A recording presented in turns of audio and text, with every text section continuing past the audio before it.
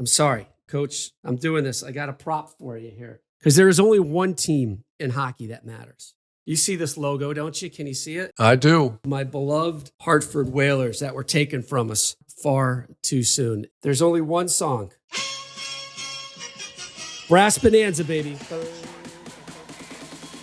Light it.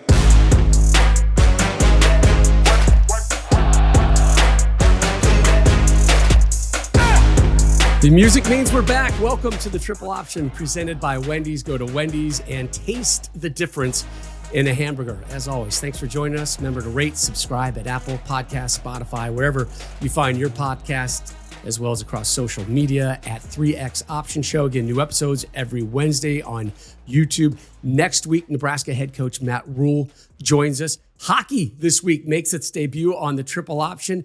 I've got a special sweater for Coach, or a jersey, as we say in normal lingo. But we begin at the top of the college football food chain. Last week, Coach and Mark Ingram chatted with national championship winning head coach Ryan Day after that season in which the Buckeyes, remember, ended the regular season with that stunning home loss to their rivals, Michigan, and then went on one of the most impressive 4-game runs in the history of college football. They took down number 7 Tennessee, number 1 Oregon, 3rd ranked Texas, and then finally number 5 Notre Dame to win it all. And those wins are our fresh moves of the week, brought to you by Wendy's. Go to Wendy's and taste the difference in a hamburger. So I want to make a quick note before this interview happens. It was conducted before Matt Patricia was named the new defensive coordinator of the Ohio State Buckeyes. Here now, Coach Urban Meyer, Mark Ingram, and Coach Ryan Day.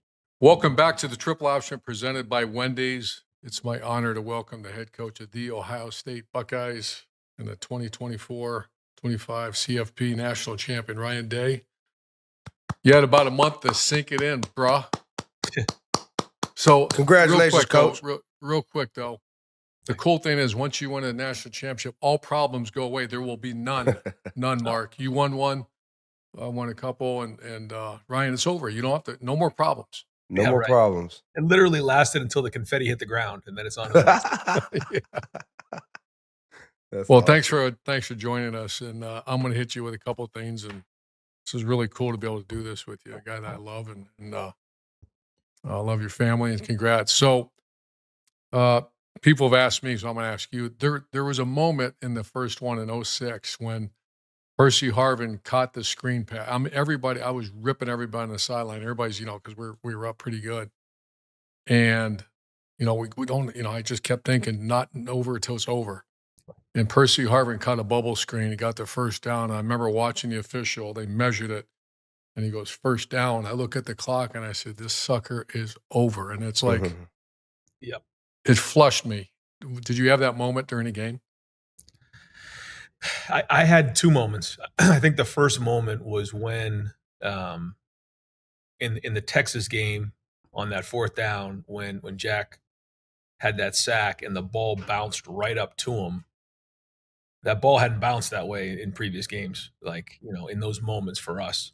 And when it bounced right up into him and he started running, it wasn't then. It was when I looked back to make sure there was no flags on the ground. And I said, you know what? I think we're going to win the national championship because that ball just hadn't bounced for us, as you know, the Georgia game and the Clemson game and so there was that moment. And then in the Notre Dame game in the national championship, there was a moment where I was doing that. We were up 31-7, and I'm doing the math on this, saying, and as you know, when you get to that moment, you're like, okay, we got this game. We just have to eat up clock. We have to run the ball, and there's no way that they can win the game. Well, we called a reverse to Emeka, and I mean, Emeka's one of my favorite players of all time, and I just said, no matter what, you come back with that ball and you hand the ball to the official, and somehow the ball got punched out, and I said to myself, oh my gosh, now this thing's into balance, and so then now it's panic mode, and we call the shot to Jeremiah, he catches it,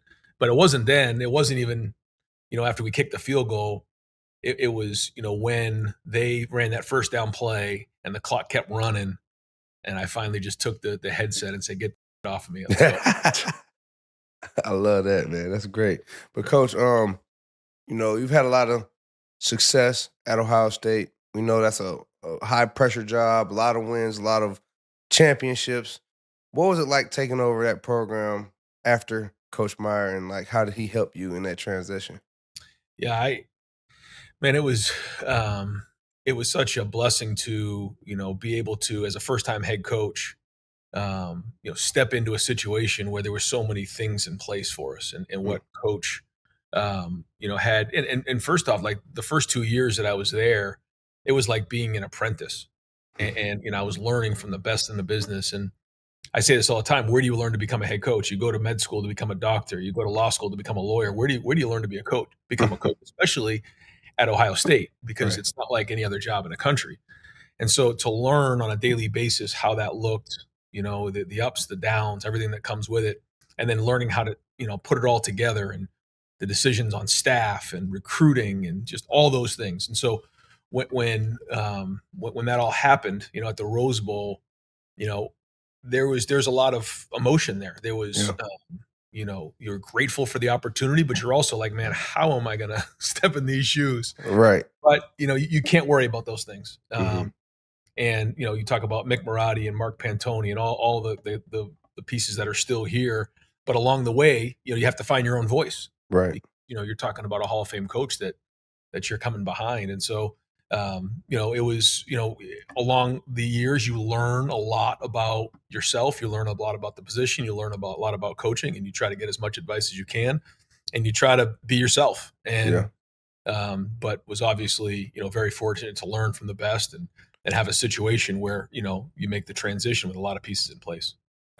Let's talk for a quick minute about this. You mentioned the staff, and you've lost two coordinators and I think a line coach. And uh, that's one of the things that really haunted me is that players are fluid, you're going to lose good players. That's just what happens. And I started that system. I'm not sure if you still do it, the 1 through 5, where I would meet with Gene Smith every year and said, these are my fives. Ryan Day's a 5. Greg Schiano's a 5. Dan Mullen, you know what a 5 is. We're not losing a 5. You got to pay, that's just ante up, and we got to do what we got to do. The 4s you'd like to keep, the 3s are transitory. Whatever happens, happens. So a guy goes to Penn State and a guy goes to the NFL as a coordinator. And then I think Justin did he go to the NFL? Justin Fry. Justin went to the Arizona Cardinals. Yep. So here you are, regrouping and all that. Talk to us about, first of all, the process, how those things happen. You don't have to go too deep, and then how you move forward. Yep.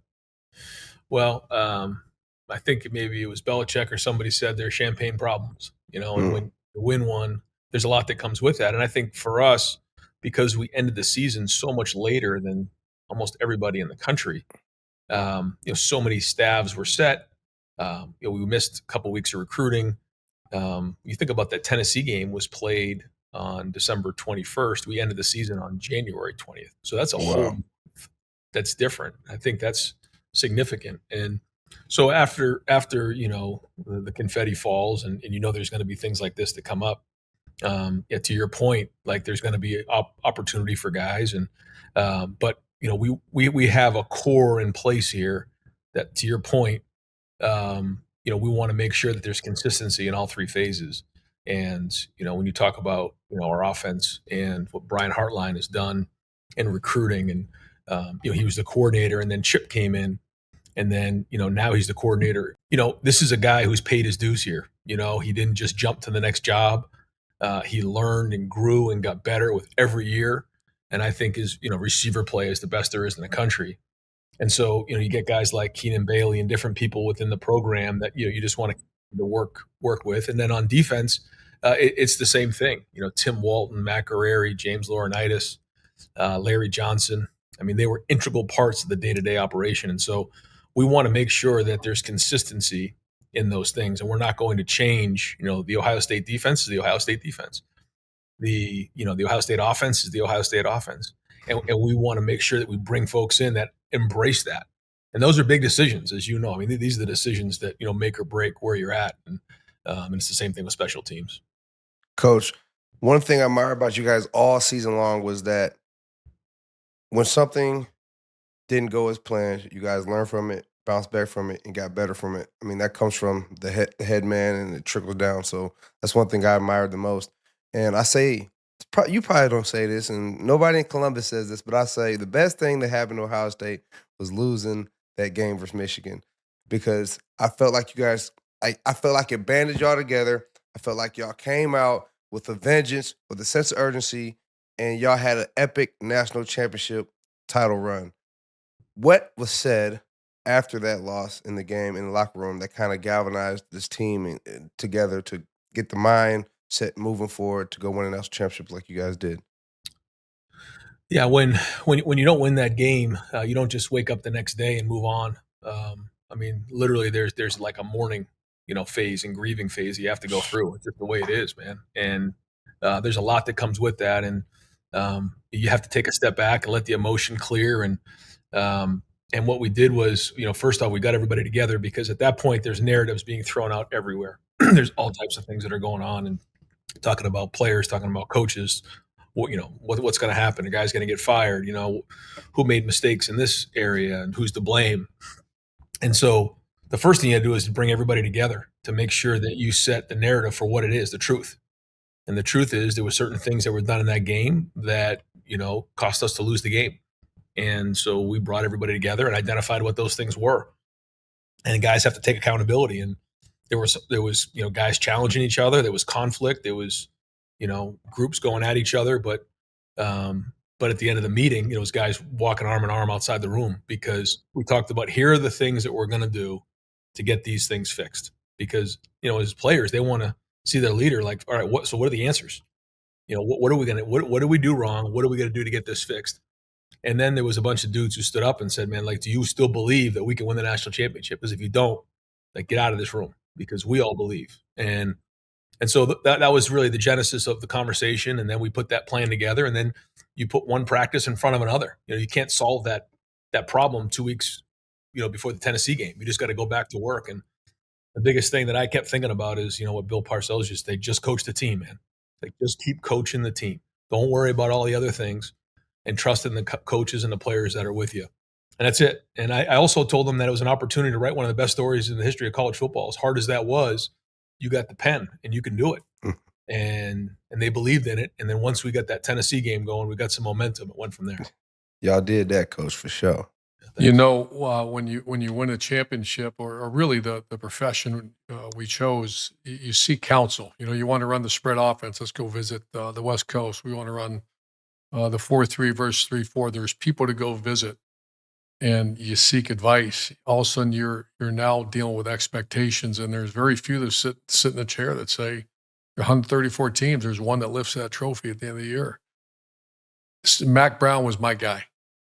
He was a guy that I felt the weight of the world year after year, day after day, of, if that doesn't look like a national championship, it ate me alive, because I knew that's it. Anything other than that, we screwed it up. Have you thought about that yet? Is it starting to hit you that, when you walk in the weight room, or you're looking at your players, you're looking at your staff, you listen to them, say, damn, this just doesn't, this is not the level.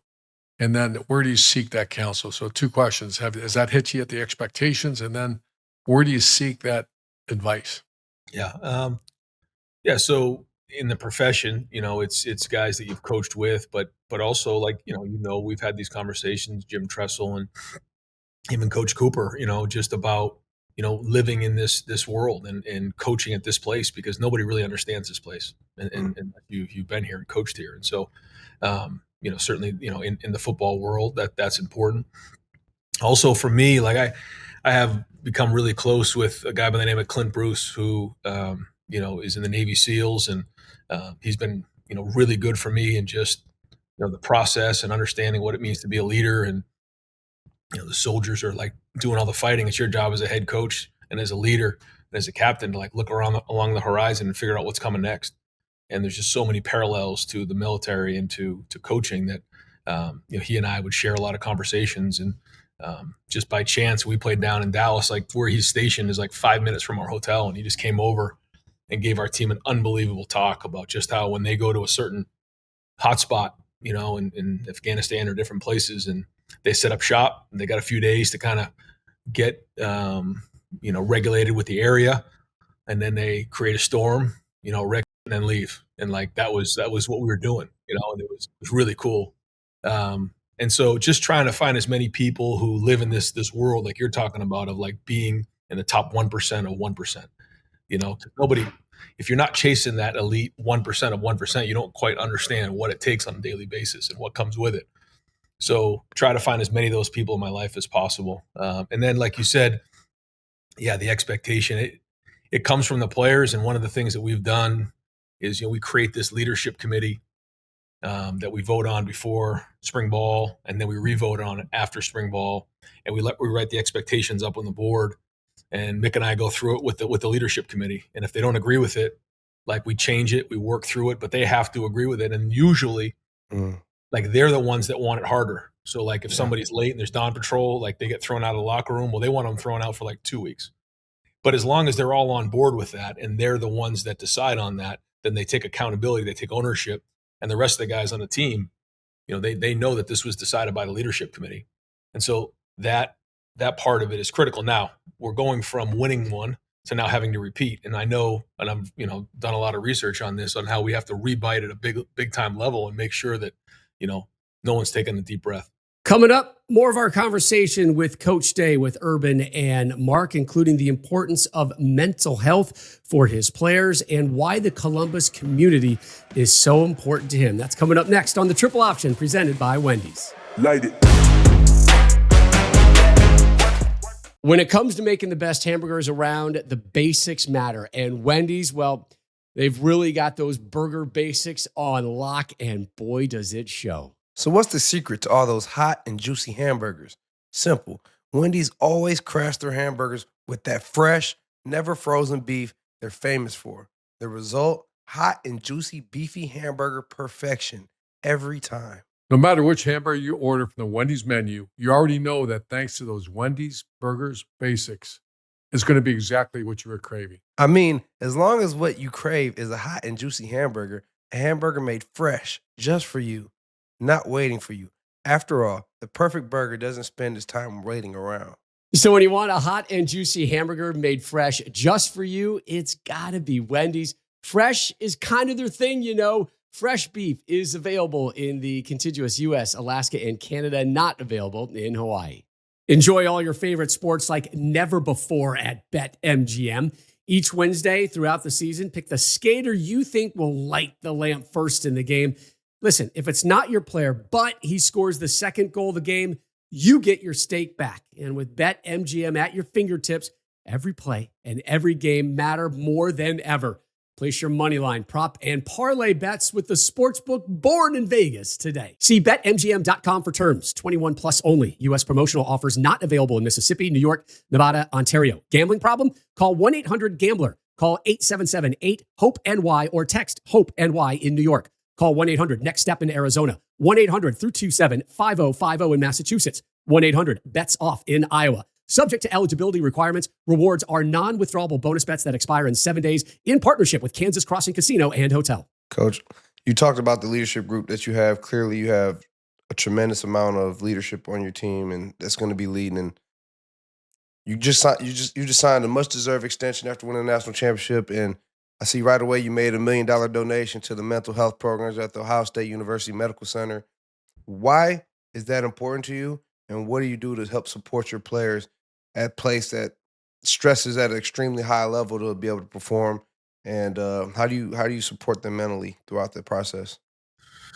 Well, Columbus and Ohio State is just known for philanthropy and the charities, and whether it's the Cancer Research Hospital or Children's Hospital downtown. I mean, you just kind of get indoctrinated into that here, and I think it's important as the head coach to be a leader in that area and just to make sure that we're doing our part and giving back to all those who do so much for us. And we have the best fan base in America, and so we want to make sure we're giving back. And it's also a great example for our players to see how important it is, because nowadays NIL's involved. And now guys are fans have to travel across the country to these playoff games, and so we just want to make sure that they understand how much we appreciate them. And I think it's a big part of giving back. And The mental health thing has always been, important to me based on the way that I grew up and some of the things that, I experienced growing up. So through Nationwide Children's and through OSU, I think Columbus is the leader in the country in the mental health space. And I think it's good for Buckeye Nation, for Columbus, for Ohio to see, guys who are at the biggest, stage there is, where they say big, strong guys who are still willing to say, hey man, like, yeah, I'm struggling today. I need a little help. Just like I do if I, sprain my ankle. Mm-hmm. Let's move to the CFP. First of all, the experience, what would you change? And then, if there's a critique, I hear a lot about, the Indiana, the SMU, and what was it, Boise, the seeding. And then, do they get the same swing at the prize as a team that's playing, a much more difficult schedule and conference? So first of all, the experience, what would you change? And then kind of talk about just those guys deserve the same shot that a team that plays in the SEC or Big Ten? Right. I think first off, the experience is something we really got to learn from. I think that the player experience can be much better. I think that the focus needs to be on the players, and I think we need to look at a lot of it because, the national championship is not run by a bowl. The other ones are, but even the ones that are run by a bowl, as you guys remember, there used to be events. There was a lot that came with that. Now that's no longer the case. It's just like being on a road game, except you're there a day earlier, but there's no events. Like nobody going on any events. Nobody's leaving the hotel. I think that, we need to consider moving the hotels outside of these big cities because we're not going to these events anymore. So I think being a little bit more secluded and looking at some of those locations is just better for everybody, especially for the players again. And I think that, we need to pour into the players. I mean, these are the guys that are doing the work. So I think that we need, the best food there is that can possibly be served to these guys. I think it should be the best conditions. I think we should try to find as many mementos for these guys that possibly can be done. Just little things that money can't buy, but it stays with them forever. And then in terms of the seating, I think it was clear this year that the automatic buys, were a little out of whack. When you see kind of how it all shook out, I think they need to rethink that. I understand, why in the first year it was done that way, but I think that if you win your conference, sure you should get in. Yeah, say you get a bye, I think that's a little much. I think it should go to the top 4 seeds. That's right. Yes. And rank those guys from there. Yes. All right, Coach. You've done a great job. You're a former quarterback coach. You've done a great job of developing quarterbacks that you've recruited. You've also been able to identify, quarterbacks coming in the transfer portal like Will Howard did. How do you balance developing quarterbacks while also keeping an eye like in the transfer portal as well? Yeah, it's a great question. When you look at the quarterbacks who have had success in the last 5 years, I mean, there's a lot of them that have been older guys who have transferred from schools because I'd like to hear and tell you that, transferring from schools isn't the right thing to do. And, it's not going to help in your development, but, the numbers tell you differently. Yeah. A lot of these guys have found different places. Will Howard's a great example of that, but, so is Penix and Bo Nix, and you start going through the list. There's a lot of them. Right. Now, I believe in bringing in, quarterbacks and developing them into your offense and keeping them for multiple years. CJ Stroud and Justin Fields, both went to the NFL after 3 years. Right.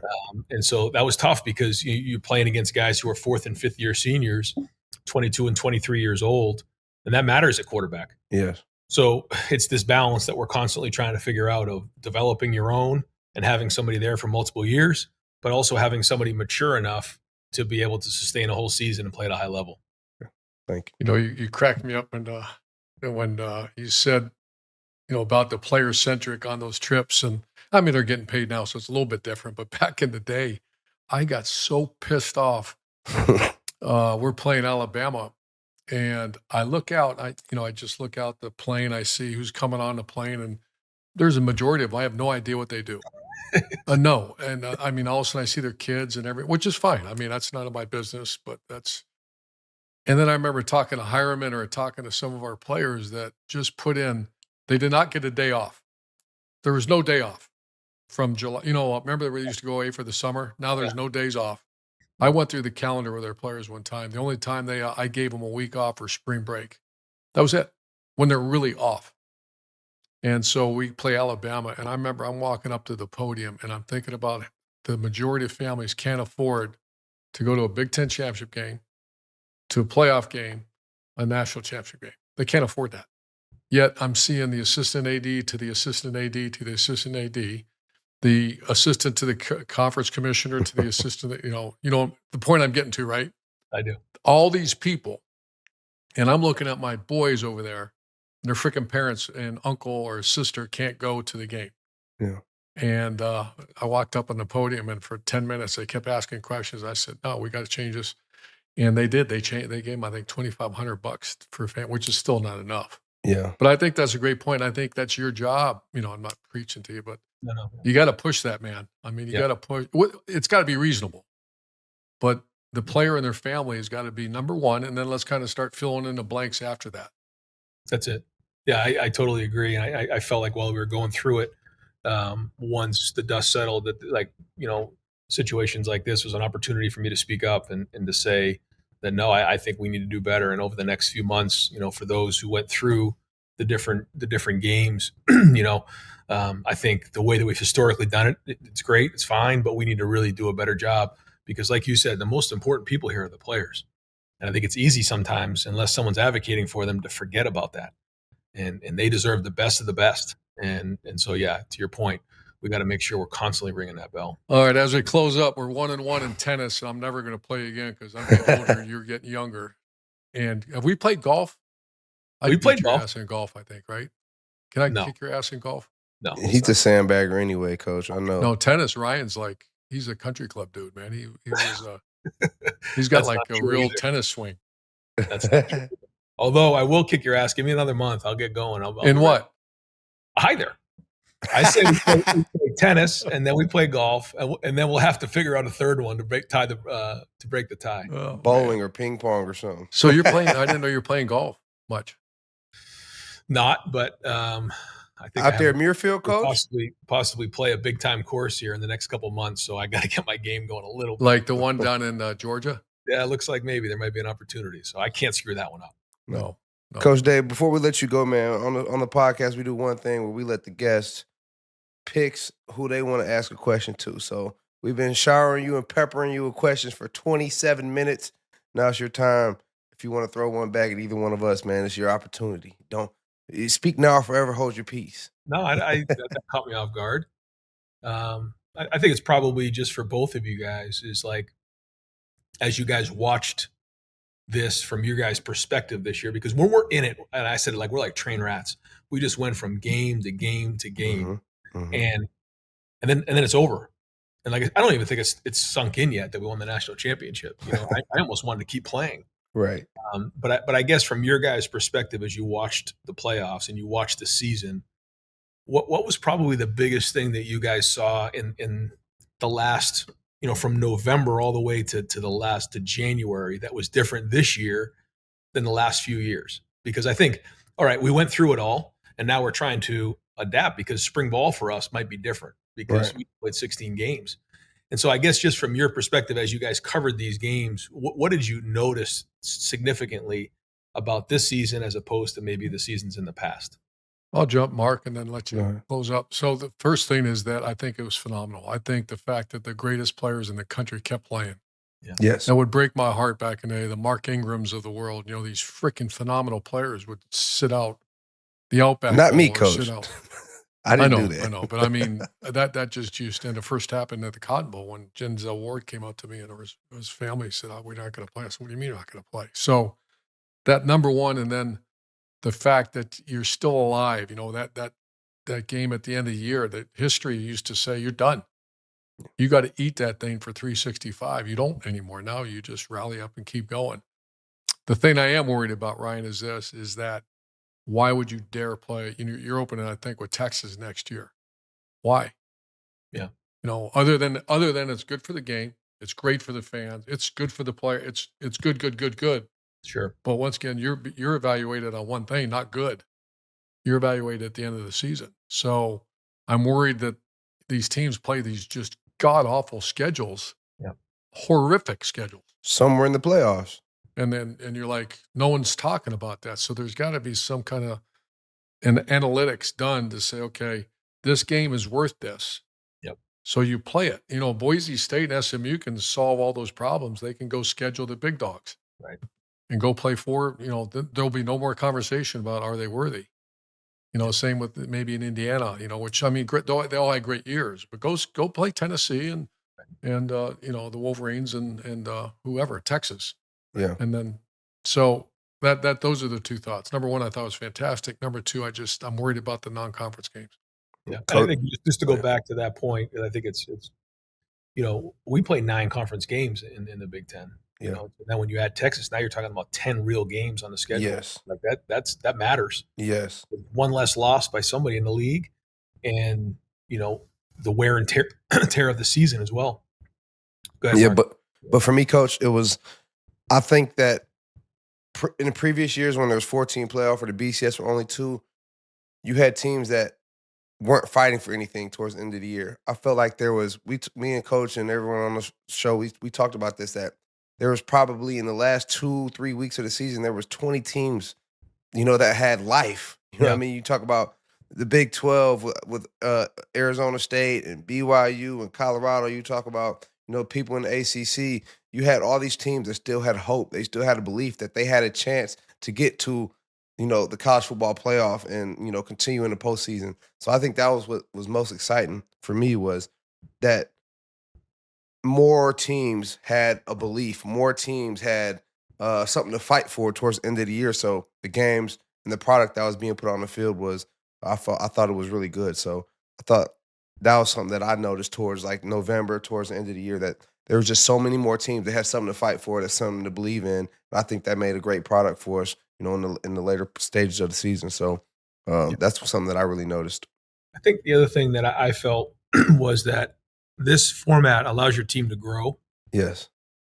And, Coach, you remember like every game, like you lose this game, like your whole season's ruined. Yeah. It's just, it's a hard way to live now. Try losing a game in Columbus, Ohio. I mean, the world's coming to an end. I get it. But like, you still allow your team to grow as the season goes on, looking to peak towards the end of the season. And I think overall, it's a healthier approach, even though there's a lot more games. Yeah, I agree. Well, thanks, brother. All the best to the Dave family, and great hanging with you, man.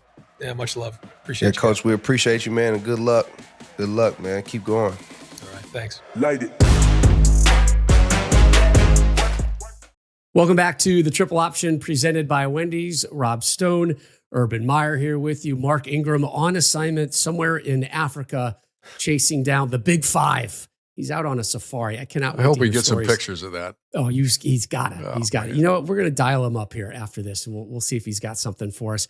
It's time now for Pick 6, brought to you by our great partners at BetMGM. Now, each Wednesday throughout the season, we're going to pick a skater now, Coach. A skater. We're talking hockey that you think will light the lamp first in the game. If it's not your player, but he scores the second goal of the game, you get your stake back. You only get that here with the Sportsbook born in Vegas. These lines, as always, are subject to change. We're going to talk hockey right now, and it's amazing that hockey has seized the spotlight as of late, and I give them a ton of credit right now. The Four Nations Championship game between the U.S. and Canada the other night had not one, not two, 3 fights, Coach, in the first 9 seconds of the game. It was proper old school put on the foil hockey. You know what's great about hockey, and coming completely clean with you, for 50 years of my life, I couldn't spell hockey. I knew it was a game played on ice. That was about it. I moved to Columbus, Ohio, Muirfield, and there's 3 or 4 high to Dubinsky, Wisniewski, Scott Hartnell, Jared Bowler. So I just became friends with these guys, and they're complete, absolute whack jobs. In a good way. In a great way. Yeah. And their families are awesome. And so I said, I got to go watch these guys. And I got invited to the owner's suite, Mr. McConnell, a couple of times. And it's fantastic. And they went to the playoffs. They beat the Penguins. I met Mario Lemieux, which, by the way, is a giant. Usually hockey players aren't that big. But then I got invited down to the glass, and that changed for that point forward, I really can't watch hockey. I watch it, but I want to be on the glass. Rob, I'm telling you, this is the toughest, most athletic guys in all sport might be hockey players. When I saw what they're doing on ice, you can't do that on firm ground.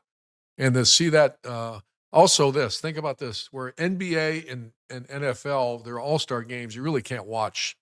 They're not really all-star games anymore. No defense, basketball nobody cares. I can't watch that. A bunch of buddies hanging out. Yeah. And all of a sudden, hockey makes a decision to do what they're doing. And then all of a sudden, they boo the national anthem, and I'm a strong patriot. I love our country. And to see the guys, there's 3 fights, and I read about it. The one guy said the other guys, we're throwing gloves right before they do they throw the puck in, the face-off. A conscious he says, we're decision. throwing gloves. Yeah, you and me, bam, let's go.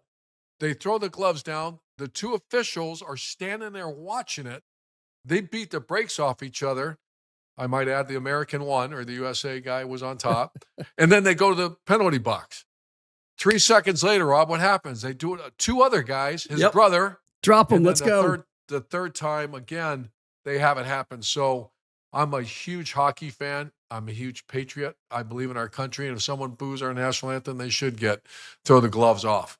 I have a flag out back. Someone's going to touch that flag. So I'm a big fan of hockey players, of the sport, and I don't think they get the respect they deserve. No, 100%. And also some of the nicest human beings you'll ever work with in this business. When I was a Cub reporter in Tampa, I would go into the Tampa Bay Lightning locker room and work with these guys, and they couldn't have been nicer.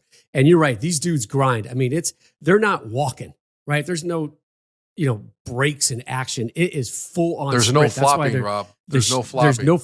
They're taking pucks to the face. They're like, oh, how many teeth did I lose? Whatever. Stitch it up. Put some gauze in there. Let's go. Now, the one thing you have to be aware of, you have a cocktail with a couple of them, and they go for a while. They will put you down. Yeah, you will not win that one. If that's they're going to win a lot of mats. They're going to those mat contests go to the hockey guys. All right, so kudos to NHL, kudos to hockey overall for making the sport, I think, come into a lot of living rooms that frankly it probably wasn't in as of late. This 4 nations face-off, it is an all-star game, right? They have national teams of US, Canada, Finland, and Sweden replacing the NHL all-star game. Coach, can you remember an all-star game where there were fights ever? Right? No. Like no defense, the last one, flag football. The last one was 1970 when Pete Rose hit Ray Fosse. It took him out at home plate. Yes. That's the last Charlie time Hustle. You saw that kind of action in an all-star game. So God bless him, man. It's awesome. So here we go, Coach. We're going to actually pick the final of the 4 Nations Championship. The United States versus Canada. The U.S. is favored by 1.5 goals. The game in Boston. Who do you like, Coach? Oh, what are you talking about? I know who you like. Yeah. I know who you like. I'm pro-American, and I'm pro-hockey, and I'm pro what those guys did. So I hope someone boo. It's not in Canada. They're not going to probably not going to boo the national anthem, but I hope someone does something that gets their hair up a little bit. But I'm going to USA all the way. What are we talking about? U.S. is injured. A lot of their stars were banged up and had to sit out their last game. But again, this goes back to that hockey mentality, right? If it's not broken, they're going to be out there on the ice. They're going to figure it out, representing their country. That crowd in Boston is just like the drool is going to be coming off. It's going to be amazing. So I'm with you. I like the U.S. by 2 in that one. All right. So right now you can bet on future Stanley Cup champions, Coach. And here we are. The rooting interest as it starts to build to the final stretch of the season. And we're going to talk about who you think is going to win the Stanley Cup. But number one, I'm sorry, Coach. There we go. I'm doing this. I got a prop for you here. Because there is only one team in hockey that matters. Right? Wow. Only one, Coach. You see this logo, don't you? Can you see it? I do. I'm putting on my sweater of my beloved Hartford Whalers that were taken from us far, far too soon. And if you're, here we go. If you're talking the Hartford Whalers, Coach, there's only one song. Only one song. Oh. Brass Bonanza, baby. Wow. Have you ever heard this song before? Greatest song ever. Hold on, here comes the kick. All right, that's it. That might be all I'm allowed to play of Brass Bonanza, the greatest sporting song in the history of the world. Love you, Hartford Whalers. All right, so unfortunately, my Whalers will never win a Stanley Cup because they no longer exist. I know. That's who kinda is your heartbreaking. favorite right now, Coach, to win the Stanley Cup? I'll give you a couple favorites. Here's some of the best odds per bet MGM. The Oilers at plus 575. The team formerly known as the Hartford Whalers. The Carolina Hurricanes at plus 650. You can't say them, Coach. Sorry. Florida Panthers. Boy, Florida, the state of Florida has been so good in hockey lately. The Panthers at plus 850 and the Dallas Stars at plus 900. Who you like, Coach? Well, I'm a big Wayne Gretzky fan, and Yeah. ever since him, I've been following the Oilers. I just, if I don't get to watch them, I check their scores and I want to see. And it's been a while, man. It's been a drought. Last one is 1990 with the great one. And by the way, the great one and his wife, Janet Jones, are great golfers and Name great dropper. friends, and they're good people. Absolutely. She's more competitive than he is on the golf course, by the way. But I'm going to go with the Edmonton Oilers are their favorite. They're led by Draisaitl. He's the leading scorer in the league, and I'm going to Edmonton Oilers just because I just have visions of Wayne Gretzky. I know he wasn't with the team in 1990, but ever since Wayne Gretzky played, I've been following the Oilers. 5-time champs, and as you mentioned, their last title came in 90, and that was without Wayne Gretzky. He was in LA. The Oilers, this is fascinating to me, Coach, because hockey is, let's be honest, it's a Canadian sport, right? Without Canada, there really isn't hockey. The Oilers trying to become the first Canadian team to win Lord Stanley's Cup since 1993. That's when I read that was shocking. That was amazing. No idea. So yeah, we love our friends to the North Canada. We'd love to see them get a title. And you're right, those iconic colors, the blue and the orange of the Oilers. I mean, not as great as the blue and green of the Hartford Whalers. Coach, do you know what's beautiful about this logo? What do you see in this logo? What do you see in the logo? Is that a whale? Yeah, yes. Whalers. So there you go. You got the H. The tail. For the Hartford, you got the whale tail and then the W for the Whalers. They're gone, man. They're the Hurricanes. No, man. They live forever, baby. They live forever right here. Right here. To me and my Connecticut residents, the Hartford Whalers. Brass Bonanza, baby. All right, tune in for our episode next week. What a guest we got, Coach. Nebraska head coach Matt Rule joins us. It's going to be a great conversation with him. Make sure to follow, subscribe, rate us on YouTube, Apple Podcasts, Spotify, or wherever you get your podcasts, as well as across social media. You can find us at 3X Option Show. As always, thanks to our sponsors, Wendy's and BetMGM. And let's go, Big Whale! All right!